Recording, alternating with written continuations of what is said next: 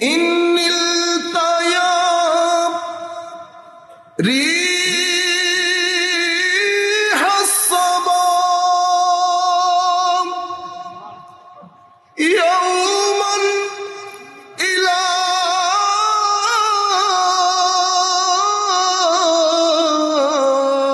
আরদিল হারাম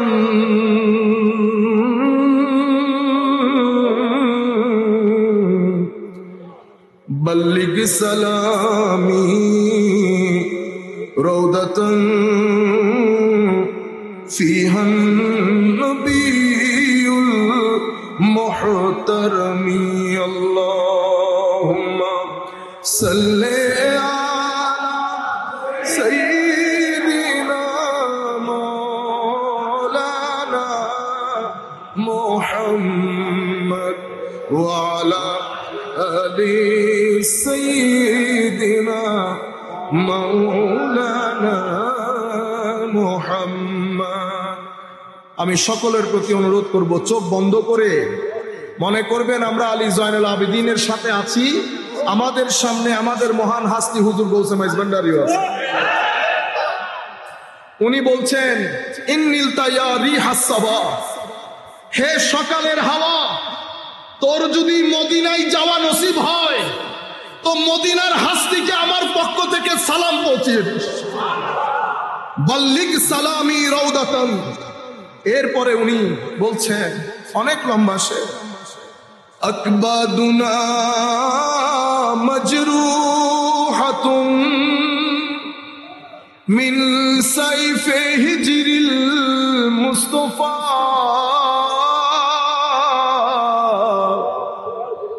আকবাদুনা মাজরুহাতুন।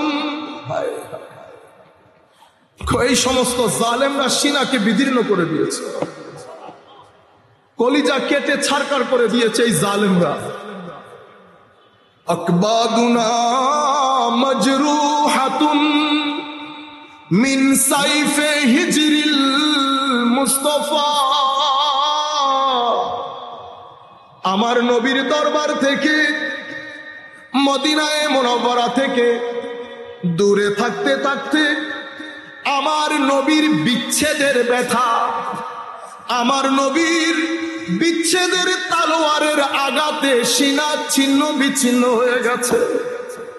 হযরত আলী জয়নুল আবেদিন শের লিখে লিখে নিজের ফিলিংস, ইমোশন আমার নবীর সাথে শেয়ার করছেন।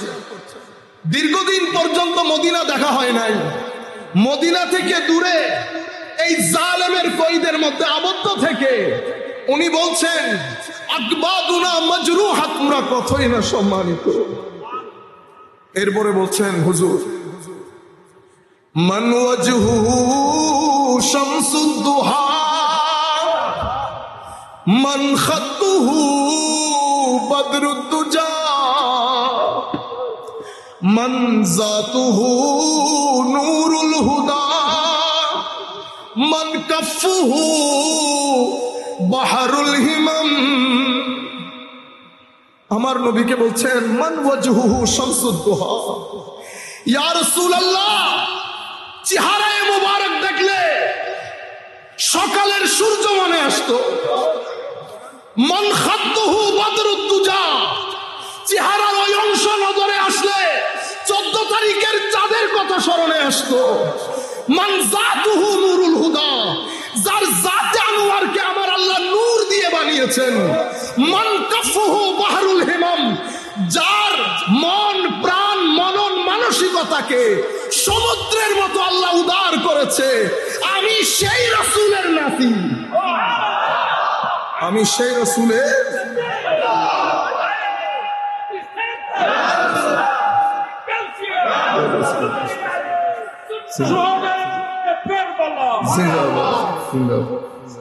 সম্মানিত উপস্থিতি। ইয়া রাহমাতাল লিল আলামিন। আপনারা সবাই মনে করেন আমরা জয়নুল আবেদিন রাদিয়াল্লাহু তাআলা আনহুর ওই ইমোশন, ওই ফিলিংস, মনে করেন যে আমরা হুজুরের সাথে, হুজুরও কাঁদছে আমরাও কাঁদছি। আমাদের সামনে হুজুর গৌসে মাইজ ভান্ডারী কেবলা কাবা, আসেন আমরা আজকে মাইজবান্ডার দরবার শরীফ থেকে 1300-1200 বছর পিছনে চলে যায়।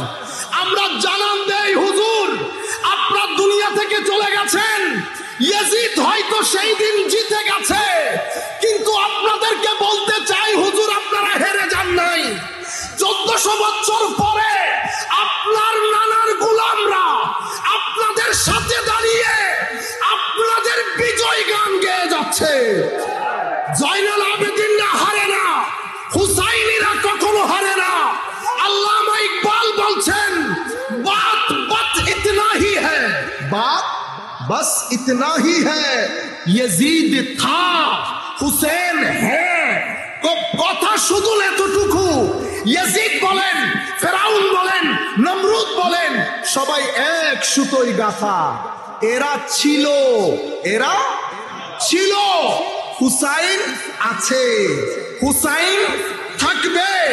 আল্লামা ইকবাল বলছেন হুজুর हद ही नहीं आपकी इंतकाम की, हद ही नहीं इमाम आपकी इंतकाम की, कि लफ्ज यजीद को गाली से बदतर बना दिया। कि হুজুর আপনি মন খারাপ করবেন না, প্রতিশোধ এমন লাজবাব হয়েছে, প্রতিশোধ এমন লাজবাব হয়েছে। হুজুর ইয়াজিদ গালি ছিল, গালিতে পরিণত হয়েছে। কিয়ামত পর্যন্ত কোন মুসলমান ঘরানার মধ্যে ইয়াজিদ শব্দ আর ফেরত আসবে না। শায়েররা কত সুন্দর সুন্দর কথা বলেন। আল্লাহ আল্লাহ নবী কা ঘরানা, আল্লাহ আল্লাহ নবী কা ঘরানা,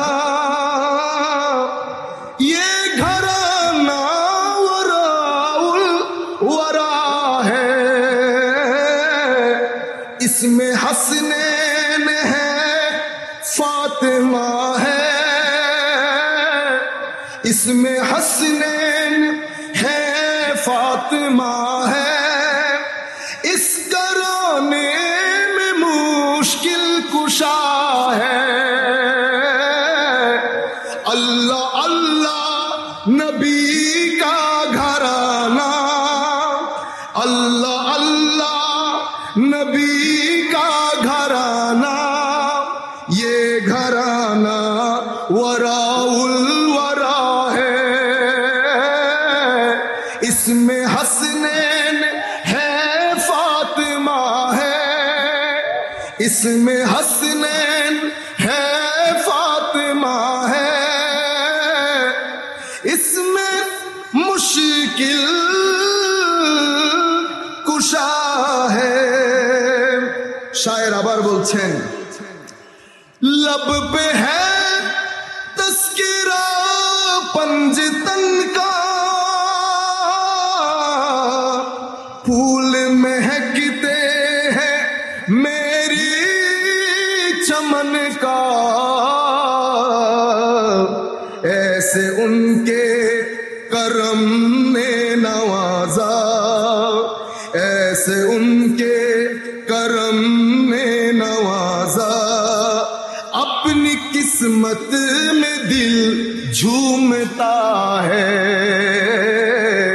अल्लाह अल्लाह नबी का घराना, ये घराना वराउल वरा है। এরপরে কবি শেষ করছেন কিভাবে দেখেন, কাবায়ে इश्क का हूँ नमाजी, मैं हूँ उनके इनायत पे राजी,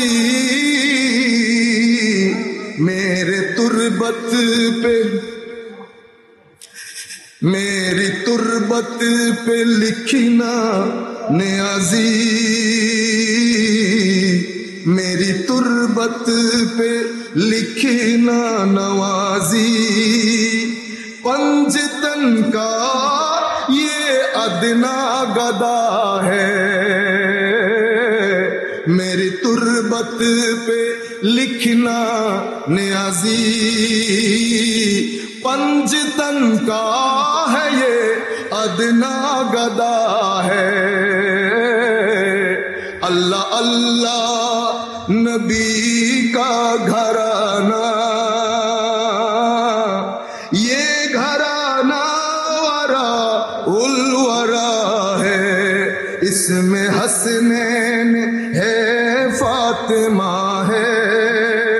इस घराने में मुश्किल कुशा है। सुबहानाल्लाह बोलें। एरपरे हजरत आली ज़ैनुल आबिदीन बोलेन, या रहमतल लिल आलमीन अदरिक लि ज़ैनिल आबिदीन, या रहमतल लिल आलमीन अदरिक लि ज़ैनिल आबिदीन, महबूस ऐदी ज़ालिमीन फिल मौकबी वल मुज़दहम। हजरत अली ज़ैनुल आबिदीन আমার নবীকে বলছেন, ইয়া রাহমাতাল লিল আলামিন আদরিক লি ज़ैनिल आबिदीन। হুজুর একটু নজর করেন, নানা একটু নজর করেন। মাহবুস আইদিজ জালিমিন, আপনার নাতিরা জালেমদের হাতে বন্দী, আপনার নাতিরা জালেমদের হাতে বন্দী। বড় দুঃখ দুর্দশার মধ্যে যাচ্ছে জিন্দেগি। কিন্তু আজীব মুসলমানদের, আল্লামা ইকবাল কত চমৎকার বলেছেন, তো মুসলমানদের জিন্দেগি, এই ধর্মের ইতিহাস বড় আজীব।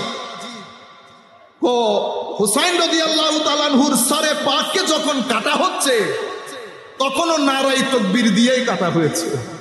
আল্লামা ইকবাল বলছেন, अजीब मजाक है इस्लाम की तकदीर के साथ, अजीब मजाक है इस्लाम के तकदीर के साथ, काटा हुसैन का सर नाराए तकबीर के साथ, काटा हुसैन के सर नाराए तकबीर के साथ।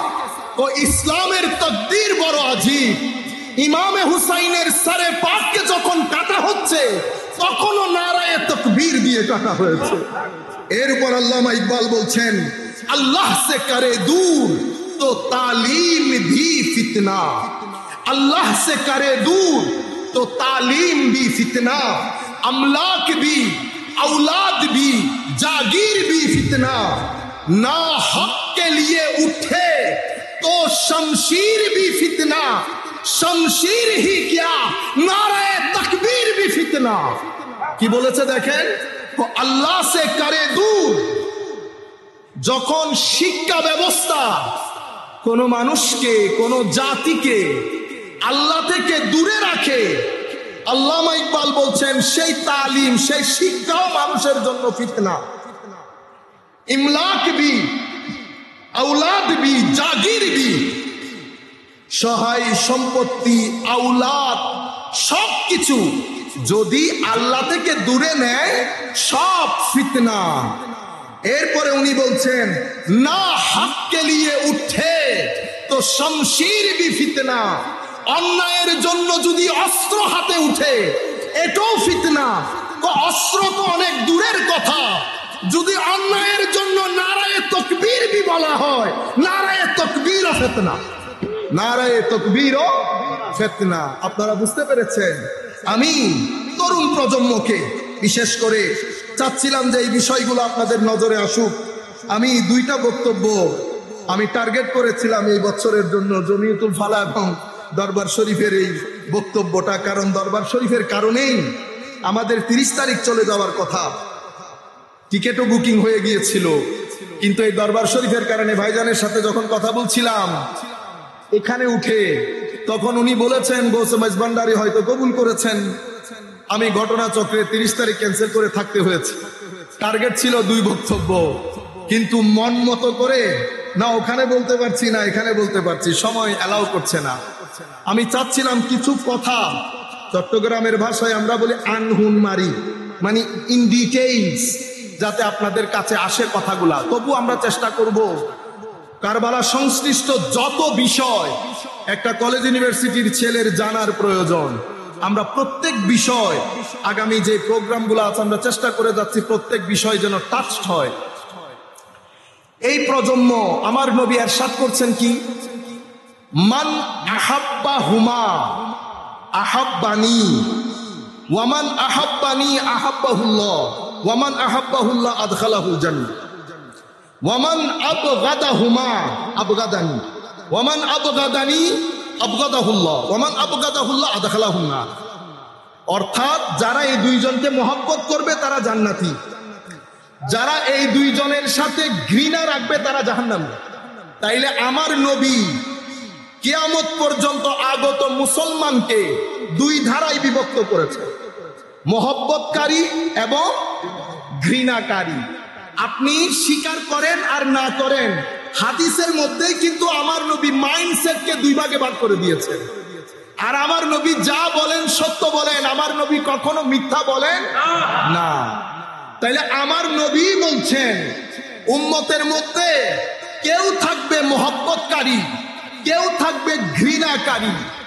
এখন আমাদের উপর বড় জিম্মাদারি তরুণ প্রজন্মকে এটা বুঝানো যে আলে বাইতে রাসূলের মহব্বত এটা কোনো ফিরকার বিষয় না, এটা কোনো দল উপদলের বিষয় না, এটা লা ইলাহা ইল্লাল্লাহ মুহাম্মাদুর রাসূলুল্লাহর মতো একটা ঈমানের ফ্যাক্টর।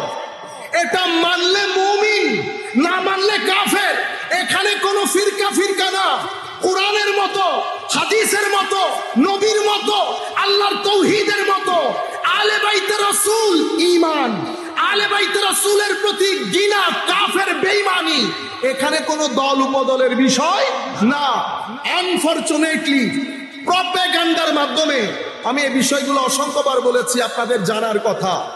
প্রপাগান্ডা এটা একটা সায়েন্স।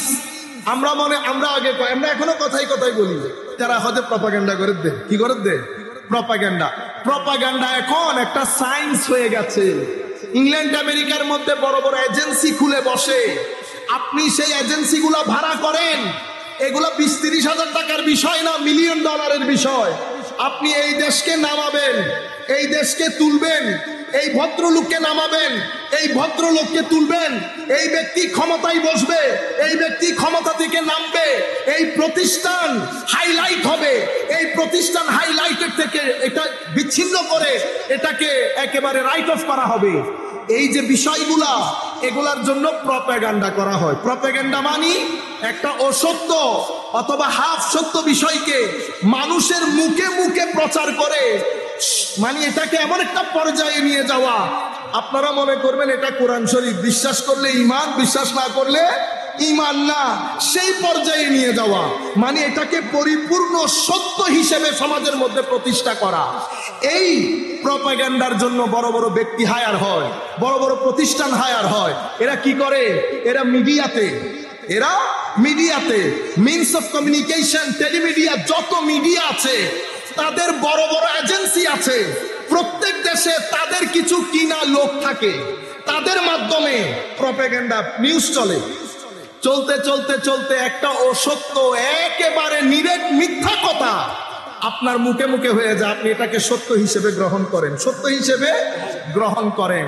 ঠিক সেভাবে আমাদের এখানে আরেকটা বড় মুসিবত হচ্ছে বলয় তৈরি করা। কি তৈরি করা? বলয় যখন তৈরি হয়, সেই বলয়ের মধ্যে মানুষ সত্য কথা বলতে পারে না।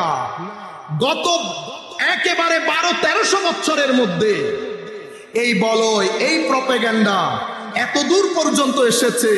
1300-1400 শতাব্দী পরেও আমি আলে বাইতে রাসূলের কথা বলতে শঙ্কিত হচ্ছি, আমি আলে বাইতে রাসূলের কথা তুলে ধরতে দ্বিধাগ্রস্ত হচ্ছি। অনলাইনের মধ্যে ইনফরমেশনের ছড়াছড়ি, কারণ এখানে এই বর্তমান যুগ হচ্ছে ইনফরমেশনের যুগ। সমুদ্রের মতো ইনফরমেশন আপনাদের হাতে, কোনটা ভালো কোনটা মন্দ, কোনটার পেছনে কারা, কোন প্ল্যানিং, কিছুই আপনি জানেন না। আপনি ঢুকেছেন, মেসেজ গ্রহণ করেছেন, অনলাইন থেকে বের হয়েছেন, সেটার প্রচারের মধ্যে হিস্সা নিয়েছেন। কি হয়ে গেল? বাংলাদেশের রাজধানী চট্টগ্রাম। আপনিও জানেন বাংলাদেশের রাজধানী চট্টগ্রাম, ঢাকার রাজধানী বরিশাল। এটা আপনি প্রচারে হিস্সা নিলেন, কমেন্ট করলেন, লাইক করলেন, শেয়ার করলেন, হাহা দিলেন, আরো কত কিছু দিয়ে দিয়ে পুরো বাংলাদেশ ব্যাপী এমন একটা অবস্থার সৃষ্টি করেছেন। আমি বড় আলেমদেরকেও দেখেছি আহলে বাইতে রাসূলের কথা বলতে গিয়ে বারবার সাহাবায়ে কেরামকে টেনে আনে, বারবার সাহাবায়ে কেরামকে টেনে আনে। কেন? কারণ আপনি ভিতর থেকে শঙ্কিত হয়ে গেছেন এটা আহলে সুন্নাত ওয়াল জামাতের দরবার, এটা হুজুর গৌসে ওয়াইস ভান্ডারের দরবার। আমাদের পূর্বে আমার ভাই নিহাত সাহেব বলে গেছেন এখানে শঙ্কিত হওয়ার কোনো কারণ নাই। এই মজলিসের মধ্যে আবু বকর সিদ্দিকের শান বর্ণনা করার জন্য যেই দিন তুলবেন সেই দিন সিদ্দিকিয়তের সমুদ্রের মধ্যে তরঙ্গ তৈরি হবে। যেই দিন ফারুক আজমের শান বর্ণনা করার জন্য দাঁড় করিয়ে দেবেন সেই দিন শানে ফারুকিয়তের সমুদ্রের মধ্যে ঢেউ খেলবে। যেই দিন উসমানে গনির কথা বলবো সেখানে সেই দিন উসমানে গনির জুন নূরাইনিয়তের সমুদ্রের মধ্যে ঢেউ খেলবে। আমরা আবু বকর সিদ্দিক শান যখন বলবো আমরা মনে করব না ফারুক আজম রাগ করবে। সোমবারের কথা বললে মঙ্গলবার রাগ করবে কেন? মঙ্গলবারের কথা বললে শুক্রবার রাগ করে কেন? শুক্রবারের ফজিলত আলাদা, বৃহস্পতিবারের ফজিলত আলাদা, সোমবারের ফজিলত আলাদা, রবিবার আলাদা শান রাখে, শনিবার আলাদা শান রাখে। কিন্তু তরুণ প্রজন্মের মধ্যে এই প্রোপাগান্ডার মাধ্যমে, কনস্পিরেসির মাধ্যমে তরুণ প্রজন্মকে বুঝানো হয়েছে আহলে বাইত রাসূলের নামকরণকারী প্রশংসাকারীরা সীমালঙ্ঘন করতে করতে তারা শিয়া হয়ে গেছে। সুতরাং এখন একটা মহা মুসিবতের মধ্যে আমরা পড়ে গেছি। এই ক্ষেত্রে আমি আপনাদেরকে বলবো আমরা হযরত আলী কাররামাল্লাহু ওয়াজহাহুল কারীম ওনার বিশ্ববিখ্যাত সেই মেসেজের মধ্যে চলে আসি যেটা নাহজুল বালাগা। নাহজুল বাল এটা কাদের কিতাব? শিয়া হাজারাতদের কিতাব। এটা ওনারা পড়ান, এটা ওনাদের বুখারী শরীফ, ওনাদের বুখারী শরীফ। সেই নাহজুল বালাগার 117 বা 18 নম্বর হেকমা, আমি ভুলে গেছি, অনেকদিন আগে পড়েছি। উনি বলছেন আমরা এখন এই জায়গার মধ্যে চলে আসলে হযরত আলী কাররামাল্লাহু ওয়াজহাহুল কারীম আমাদেরকে একটা নিরাপদ জায়গার মধ্যে আশ্রয় দিয়ে দিয়েছেন। উনি কি বলেছেন? সায়াহলিকু ফিয়া সুনফান, আমাকে নিয়ে দুই প্রকার মানুষ ধ্বংসপ্রাপ্ত হবে। মুহিব্বুন মুফরিত, যারা আমার মহব্বতের ক্ষেত্রে সীমা লঙ্ঘন করবে। ইয়াজহাবু বিহি ইলা গায়রিল হক, আমার মহব্বত তাদেরকে বাতুলতার দিকে নিয়ে যাবে। ওয়া মুবগিদুন মুফরিত, এবং আমার ঘৃণা, আমার প্রতি ঘৃণা পোষণকারী সীমা লঙ্ঘনকারী, যাদেরকে আমার ঘৃণা বাতুলতার দিকে নিয়ে যাবে। মহব্বত যখন বাতুলতার রূপ ধারণ করে তাদেরকে আমরা শিয়া বলি। তাদের সাথে আমাদের আকীদার দূর দূর পর্যন্ত কোনো সম্পর্ক নাই।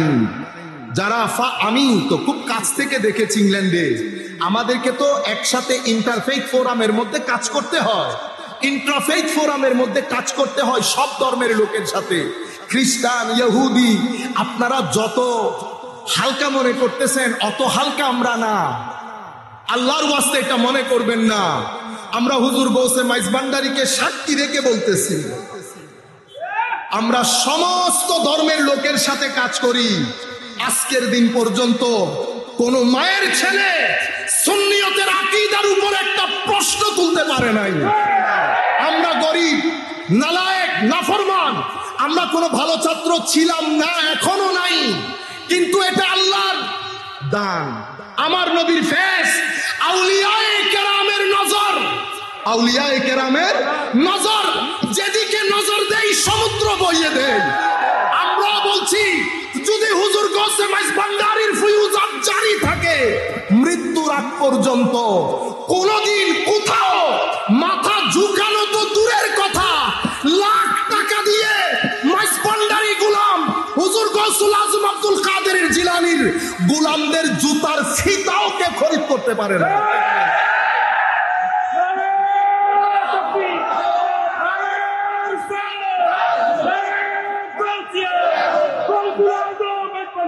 হুজুর আলী কাররামাল্লাহু ওয়াজহাহুল কারীম বলছে মোহাব্বত করেও বাতুলতার দিকে চলে গেছে।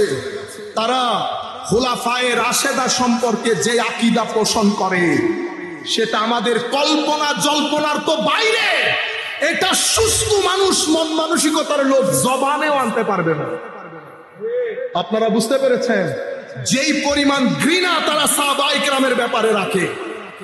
সুতরাং এই আকীদার সাথে একজন সাধারণ মুসলমানের সাথে দূর দূর পর্যন্ত কোনো সম্পর্ক। হযরত আলী বলছেন মুবকিদুন মুফরিদ, আরেক দল যারা আমাদের ব্যাপারে বুগজ রাখে, হিংসা রাখে, তাদেরকে এই বুগজ হিংসা বাতুলতার দিকে নিয়ে যাবে। তাদেরকে আমরা নাসেবি খারেজি বলি। এরা ছিল, এরা আছে, এরা থাকবে। এরা এই শুহাদায়ে কারবালার এই মাসে তারা 10 দিন ব্যাপী আজমতে সাহাবায়ে কেরাম মাহফিল করতেছে। আপনারা বুঝতে পারছেন আজমতে সাহাবায়ে কেরাম। এরা সাহাবায়ে কেরামকে ঢাল হিসেবে ব্যবহার করে, আর ওরা আলে বাইতে রাসূলকে ঢাল হিসেবে ব্যবহার করে। হযরত আলী কাররামাল্লাহু ওয়াজহুল করিম বলছেন, আমার ব্যাপারে খাইরের উপর, কল্যাণের উপর আছে তারা যারা আন্নামাতুল আওসাত, মধ্যম পন্থা অবলম্বনকারী। তারা সীমা লঙ্ঘন এদিকেও করে না, সীমা লঙ্ঘন এদিকেও করে না। ফালজিমু, হযরত আলী বলছেন তোমরা সেই সংখ্যাধিক্য জামাতের সাথে নিজেদেরকে জুড়ে রাখো, কখনো পথভ্রষ্ট হবে না।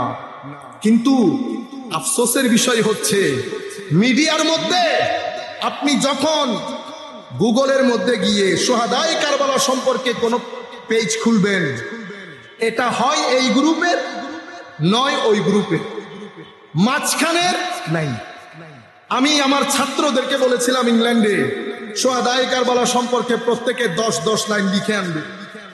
আজীব 75-80% স্টুডেন্ট তারা কপি পেস্ট করেছে। কাদের পেজ থেকে জানেন? যারা মহব্বতের দিক থেকে সীমা লঙ্ঘন করে। এটা ইনফরমেশনের যুগ। এই যুগে আমার নবীর আলে বাইতের মহব্বত তরুণ প্রজন্মের হৃদয়ে জাগরণ করা, জাগরিত করা, এটা এই প্রজন্মের জন্য যুদ্ধ, কারবালার যুদ্ধের মতো, কারবালার যুদ্ধের মতো। এই যুদ্ধে আমি হেরে যাওয়া মানে হুসাইনিয়ত হেরে যাওয়া। কিন্তু আপনি প্রচারটা কেমনে করবেন? আমার ভাইয়েরা বুঝে না। ঘরের মধ্যে থেকে 4 লাইনের একটা পোস্ট মারে, মাইজবান্ডার দরবার শরীফের শুহাদায়ে কারবালা মাহফিল যেন শিয়া মুক্ত থাকে। আপনি তো বড় জিম্মাদার, বহু বড় সুন্নি, আপনি তো সার্টিফিকেট নিয়ে বসেছেন। আপনার কাছে গিয়ে সুন্নিয়তের সার্টিফিকেট নিয়ে আসতে হবে। বিনয়ের সাথে বলবো, আপনি কি করছেন জানেন? আপনি ইন্টেনশনালি হোক, ইচ্ছাই হোক, অনিচ্ছাই হোক, you become part of that propaganda. আপনি সেই প্রপাগান্ডা এবং কনস্পিরেসি থিওরির পার্ট হয়ে গেলেন সুন্নিয়তকে ড্যামেজ করার জন্য। আল্লাহর ওয়াস্তে যখন আপনার মনে হবে বড় বড় মাহফিলগুলা, কারবালার মাহফিল, শুহাদায়ে কারবালা, সালাম আল্লামা জালালউদ্দিন আল কাদেরীর পদতলে দোয়া করি আল্লাহ যেন হুজুরকে আহসানুল জাযা দান করেন। সেই মাহফিলের ব্যাপারেও যখন আমরা এই পোস্টগুলা করব, ইররেসপন্সিবল পোস্ট, এখানে যেন শিয়া মুক্ত থাকে। আপনি কি করলেন? এখানে প্রায় 3 ক্যাটাগরির লোক বসা। লেস দেন 3% লোক পারসেপটিভ, হাইলি ইন্টেলেকচুয়াল। ম্যাক্সিমাম লোক মিডিয়াম, তার সমপরিমাণ লোক একেবারে সাধারণ মন মানসিকতা। আমি বক্তব্য যখন তুলে ধরবো, আমার বক্তব্য 3 মেধার মানুষ শুনছে। সকল মেধার মানুষকে আমি স্যাটিসফাই করা কখনো সম্ভব হয় না। আমরা টার্গেট করি হাইলি ইন্টেলেকচুয়াল যারা, যাদের বোঝা দরকার তাদেরকে।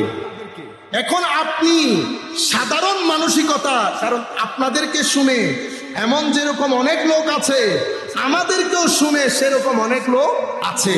এখন আপনি আপনার লোকদেরকে পড়িয়ে দিলেন যে এখানে শিয়া আছে। 10% লোক তো কনভিন্সড হয়েছে আপনার মেসেজে।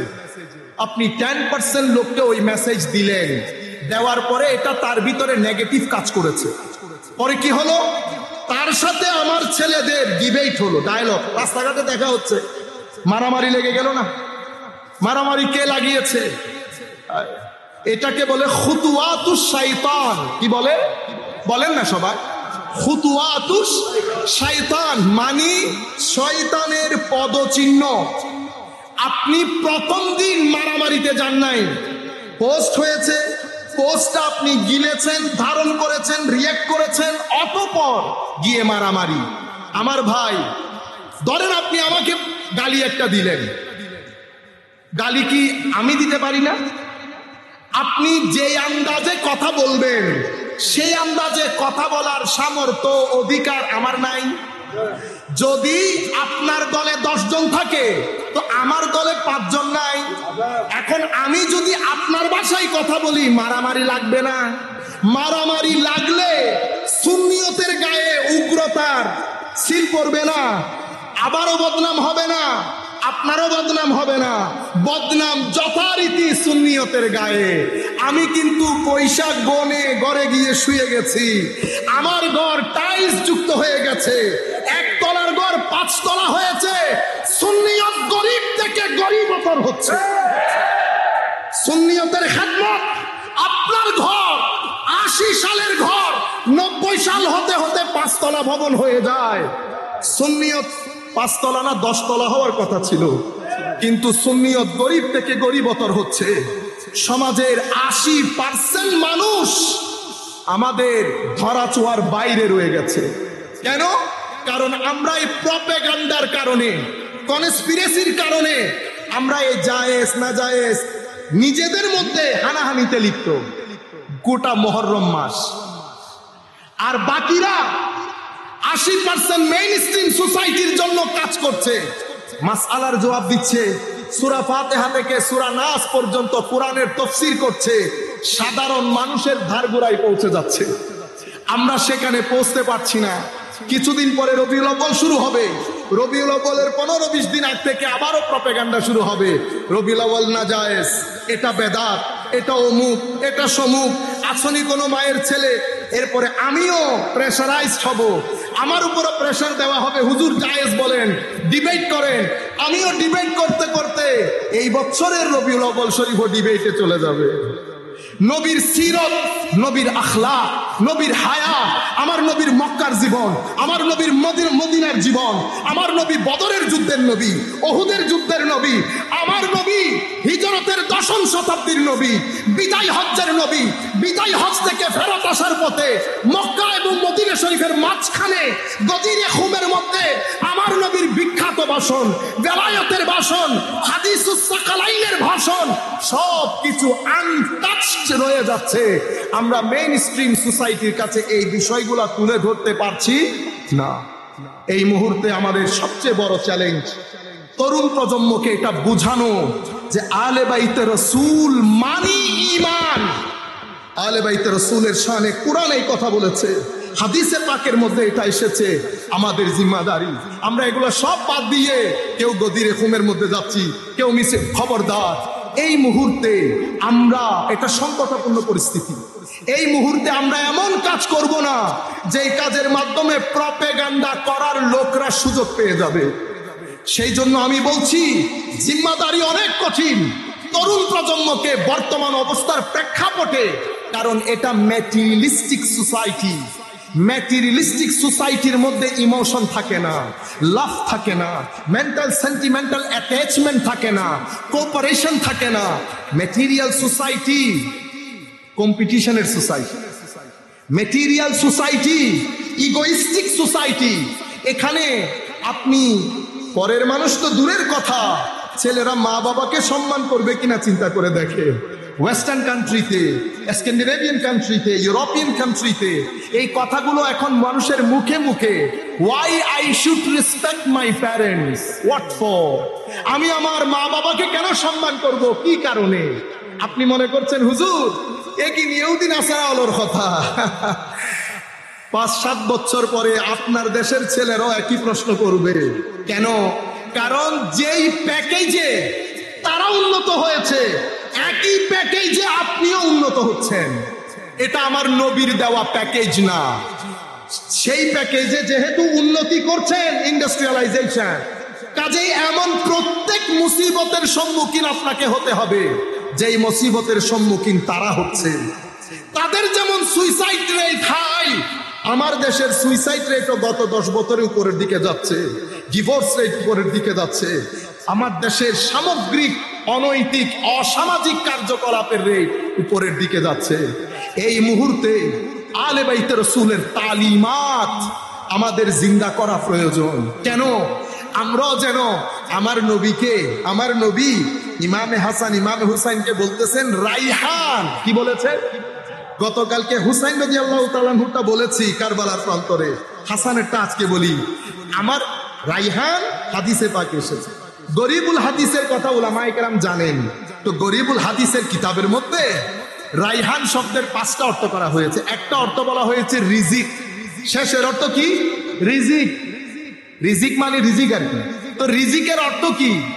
লিসানুল আরব বিশ্ববিখ্যাত কিতাব, ওখানে বলা হচ্ছে রিজিক মানে এমন জিনিস শাইউন আল্লাযী ইউনতাফাউ বিহি, যেটার মাধ্যমে কল্যাণ সাধিত হয়, আপনার উপকার হয়। যেমন আমার হুজুর আল্লামা দিদারুল হক মেজবান্ডারি কেবলা কাবার 2 সন্তান। হুজুর দুনিয়াতে যখন থাকবেন না, ওনার 2 সন্তান যদি ওনার রেখে যাওয়া মিশনের কাজকে সামনে নিয়ে যেতে পারে, তাহলে এই 2 আওলাদ ওনার রাইহান এবং রিজিক। রিজিক হওয়ার কারণে রাইহান, ইনাদের থেকে ইনার সুগন্ধি আসবে। আপনারা বুঝতে পেরেছেন? আমার নবী বলছেন হাসান এবং হুসাইন আমার রিজিকের নাম। তো রিজিক মানি যার মাধ্যমে উপকার হয়। এখন আমাদের প্রশ্ন করতে হবে না, হুজুর কোন জায়গায় ইমামে হাসানের মাধ্যমে আপনার উপকার সাধন হলো? সম্মানিত উপস্থিতি, আমার নবী হযরতে হাসান আলাইহিস সালামের ব্যাপারে বলছেন ইবনি হাযা সাইয়্যিদ, আমার এই ছেলে সাইয়্যিদ। সৈয়দ মানে আপনারা কি বলেন? সরদার। সরদার কাকে বলে? আপনারা যেরকম চিন্তা করেন সেরকম না। সরদার সেই ব্যক্তিকে সৈয়দ বলে যেই ব্যক্তি তার জাতির উপকার করে, সমস্যার সমাধান করে, সংকটাপূর্ণ পরিস্থিতিতে জাতিকে টেনে বের করতে পারে, সেই ব্যক্তিকেই সৈয়দ বলে। সেই কারণে আমার নবী বলছেন আল্লাহ, আমার আল্লাহ আমার এই সৈয়দের মাধ্যমে মুসলমানদের 2 গ্রুপের একটা বড় সমস্যার সমাধান করবে।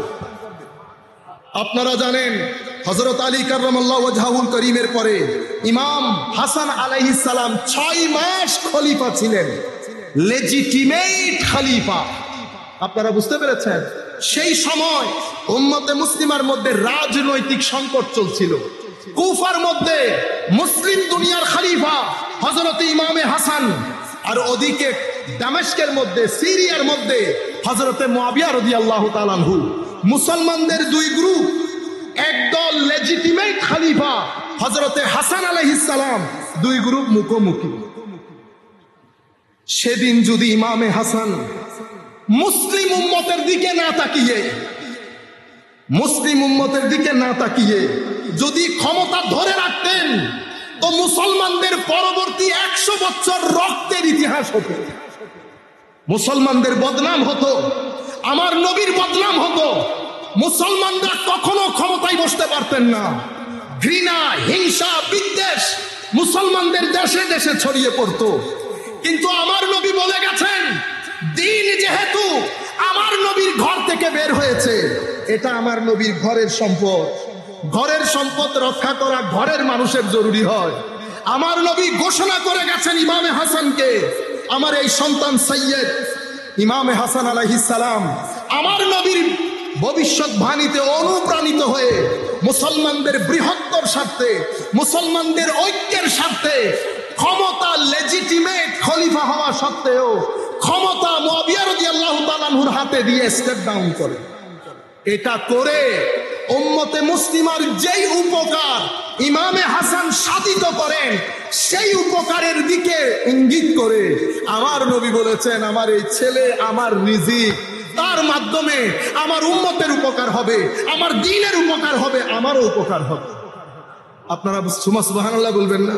সম্মানিত উপস্থিতি, এভাবে ইমামে হুসাইনও কারবালার প্রান্তরে। আমরা আর কথা না বাড়াই, আমি আপনাদের কাছে এখন যেটা অনুরোধ করব সেটা হচ্ছে সংকটপূর্ণ পরিস্থিতি, সবকিছু আপনাদের সামনে।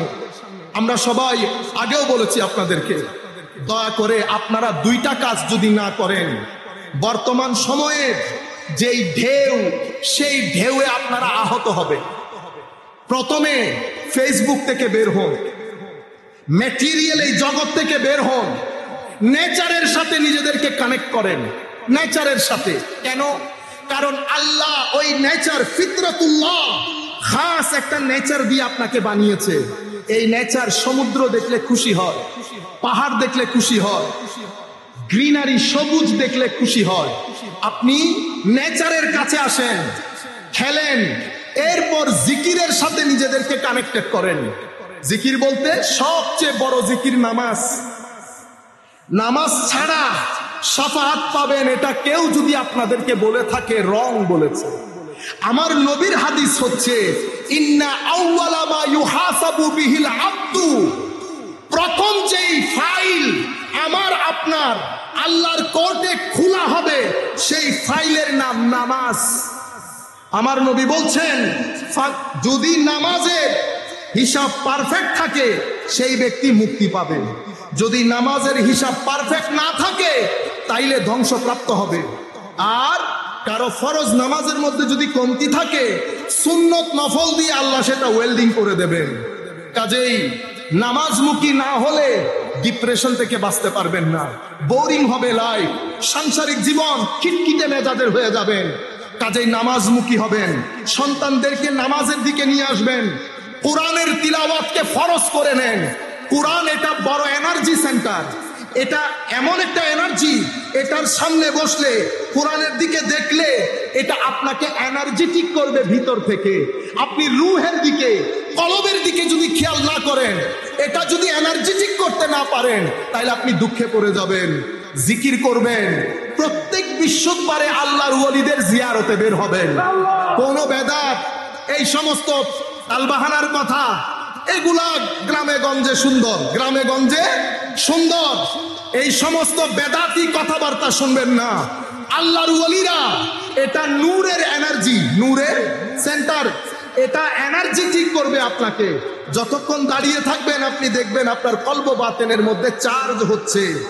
আপনি এই দুই আন্দাজে নিজেকে যদি ইউজ টু করতে না পারেন, হ্যাবিচুয়েটেড করতে না পারেন, অভ্যস্ত হতে না পারেন, তাহলে দুনিয়ার যুদ্ধে আপনি হেরে যাবেন, দুনিয়ার যুদ্ধে আপনি হেরে যাবেন। বাচ্চাদেরকে প্রপার সময় দেন, বাচ্চারা আমার সবচেয়ে বড় সম্পদ, তাদেরকে সময় দেন। স্কুলের সাথে সাথে তাদেরকে দিনমুখী, নামাজমুখী, নবীমুখী করেন।